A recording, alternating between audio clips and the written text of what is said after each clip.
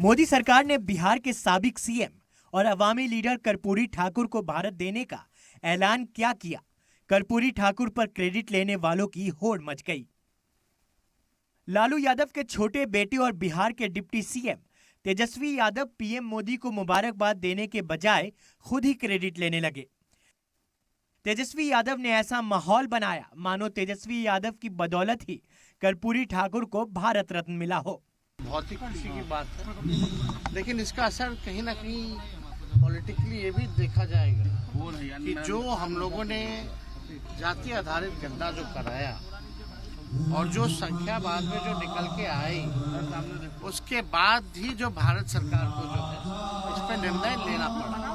खैर जो भी बात हो, लेकिन भारत रत्न मिला है तो इसका हम लोग जो है खुशी मनाते हैं। वहीं आरजेडी की तरफ से कर्पूरी ठाकुर की जयंती पर मुनक्किद प्रोग्राम में लालू यादव ने अवामी लीडर को याद जरूर किया, लेकिन भारत रत्न दिए जाने के लिए पीएम मोदी का शुक्रिया अदा नहीं किया। जननायक कर्पूरी ठाकुर जी के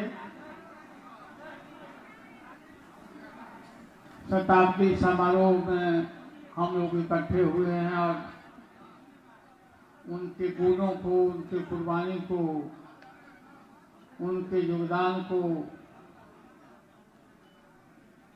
और उन्होंने जितनी प्रताड़ना सही, जितनी गालियां सुनी, उसको हम लोग याद कर रहे हैं। जबकि बीजेपी को कर्पूरी ठाकुर की जयंती मनाने के लिए मिलर स्कूल का मैदान अलॉट नहीं किया गया, तो बीजेपी ने जेडीयू और आरजेडी दफ्तर के बीच में वीरचंद पटेल पथ पर प्रोग्राम का इनेकाद किया।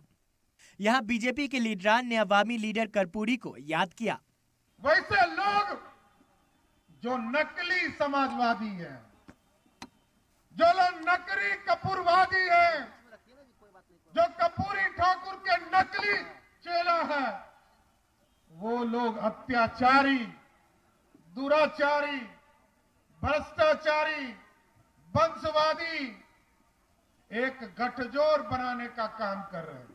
भारत के यशस्वी प्रधानमंत्री श्री नरेंद्र मोदी जी के प्रति आभार भी प्रकट करते हैं कि उन्होंने जननायक कर्पूरी ठाकुर को भारत रत्न की उपाधि देकर पूरे बिहार को ही नहीं, पूरे देश को भी गौरवान्वित किया है। हम अपने आदरणीय प्रधानमंत्री जी के प्रति, यशस्वी प्रधानमंत्री जी के प्रति, अपनी सरकार के प्रति आभार व्यक्त करना चाहते हैं, जो करोड़ों लोगों की जनआकांक्षा और भावनाओं को देखते हुए भारतीय जनता पार्टी के नाम पर यशस्वी प्रधानमंत्री जी ने भारत रत्न की उपाधि से सम्मानित करने का काम किया है। प्रणब मुखर्जी से लेकर जननायक कर्पूरी ठाकुर तक को कांग्रेस भारत रत्न दे सकती थी, लेकिन जब मोदी हुकूमत भारत रत्न दे रही है तो क्रेडिट की होड़ मची है। जिस दलित पिछड़ों की आवाज को भारत का सुप्रीम एजाज मिला है, इस पर सियासत छोड़कर सभी को फख्र करना चाहिए। ब्यूरो रिपोर्ट, सलाम टीवी।